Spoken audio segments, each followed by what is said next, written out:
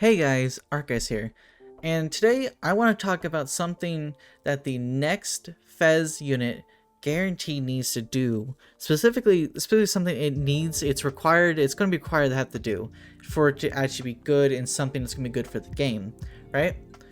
Before we hop in this, if you enjoy today's content, make sure to subscribe and hit that notification bell if you want to get notified when I upload.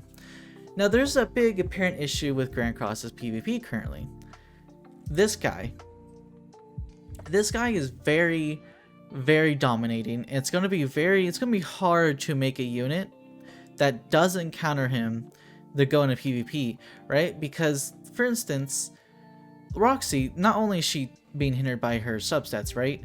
But because of her substats versus this guy's stats are insane, right? And his cards and his entire kit, basically, she can't really do anything against him.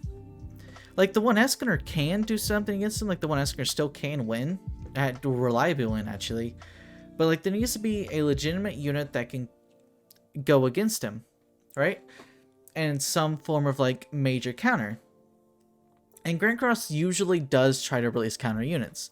Like for the Pierce meta, they released Valenti to try to counter, so you can either play Valenti or the Pierce team and go back and forth.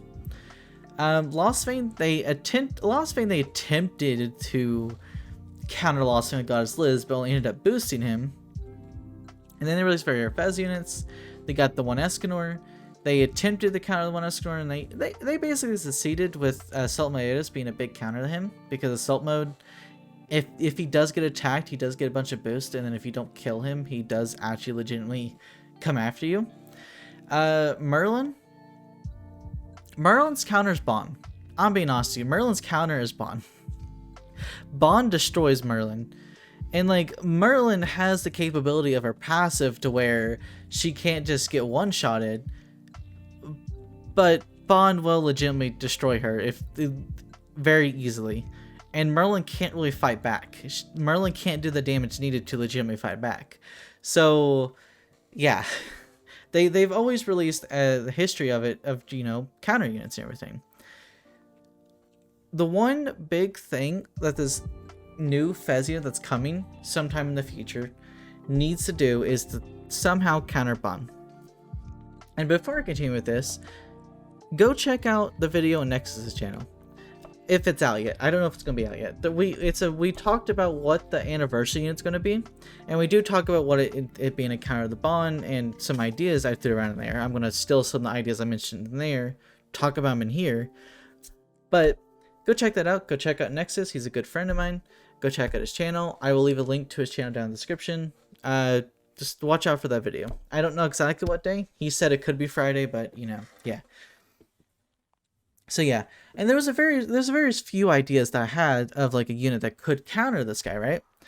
And like Bond's big thing is this passive, right? Like, we'll go into here, right? We'll go to the preview to specifically show it. Is that whenever he uses a card, moves a card, or combines a card and gets ult gauge from it, right? Whenever, let's say, he uses a tech card here, and his passive, wait, why didn't it work? Oh, because he has max ultimate. I can't even show it here. Hold on. We're gonna go quickly hop into something real fast. Okay, we're hopping to a free stage right here. I'm gonna make sure that I'm not autoing. Okay, so we have Bond here, right? You saw he had one card combined and it gave him this gray debuff, right? Because when Bond combines a card, it says when combines a card and he uses it, moves it, and it gains ultimate gauge from it, he gets a great debuff that increases his max HP by 8%, limit 5 times for 3 turns, and then removes all stat decreases from himself, right? So this is a pretty big buff because, you know, as you saw here, it increases his max HP up and his normal HP. The thing about Bond is that he does damage based off his max HP, and he has a crazy amount of things he can do to boost his HP up and boost it severely up. Like, we're going to do this here. It's going to kill them, finish them off and everything, right? What they need to do is maybe release a unit that does good amounts of damage against a gray debuff, right? And people will be like, well, that breaks the game. Not necessarily, right? because I have an idea that wouldn't necessarily break the game. So if you didn't know, there was a card effect in the game called Ruin. It's on Green King, it's on Galaxinia, and Dogeto, right? It's not on very many units because it's legitimately actually really, really strong. But here's the thing, right? What Ruin does is that it does 30% extra per debuff on the opposing character, whoever you're attacking, right? And then it removes all those debuffs. Here's the thing. With Bond, if you let him build up these buffs, he's going to get an insane amount of HP and it's going to do insane amounts of damage. Like right here, he has an extra 336,000 HP. The card will do more damage per grade debuff, but it's a risk reward situation to where if you let him build up, he could just potentially wipe you.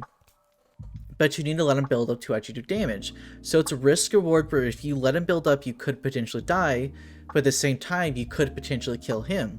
So it can go both ways, and it's a very balanced out, the fact that you could just let Bond full on just kill you if you're not careful enough, right?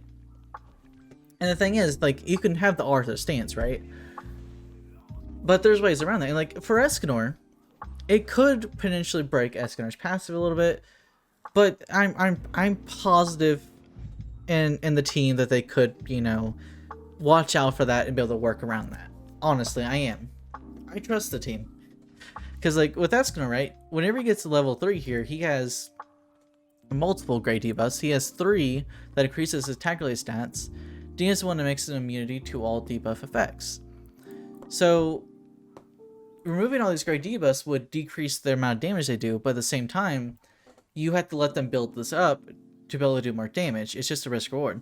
I think that wouldn't be as broken as long as you balance it out to where the fact is that you got to let them build it up to actually do damage with the card. So it's risk reward. The second thing I thought of was that he just did extra damage against humans. I didn't actually mention that in the video, but I was thinking about like maybe he could do extra damage versus humans, because like the two big damaging units are Escanor and Bond, which are the two dominant units PvP. If you just had someone who did extra damage against humans and there's passive, something like that, right? It would work out really well. For instance, another thing, right? If it is Holy War Esteros Festival, and that would make sense for him, right? Because Esteros's big introduction, his big fight was against Escanor, a human. So him doing extra damage to humans and them hunting down the humans and stuff and everything would make a lot of sense. Because Esterosa targeted Gilthunder, Bond, Hauser, Escanor, you know, all kinds of humans. So it could make sense that he would do extra against humans. But I really like the great debuff idea. And I need to legitimately actually do something to counter Bond, right? That it has to be done. Because Bond was a mistake. Bond was a very, very big mistake. Because Bond is just purely dominating versus everyone else except for the one Escanor who can actually do damage to him. But it cancels out any future units that don't just straight up counter him, for the fact if they can't actually stand up to his level or counter him, they're not going to do well in PvP. They're not going to be able to compete with him in the meta, and they just will not become meta viable. So legitimately, with the next Fez unit, they have to make them somehow counter Bond or something. Like, introduce a new skill effect, the great debuffs. It won't be as broken as it sounds, because as long as you balance it out towards per great debuff, and then removes them, it will make it to where if you want to actually do the extra damage, you have to let Bond build up, which could kill you, right? That's the balanced effect I have with it. That's my big idea. Thank you guys for watching. Let me know in the comments down below what you think should happen or what you think about my idea. Make sure you go check out next to the channel as well. I will see you guys next video. Bye bye.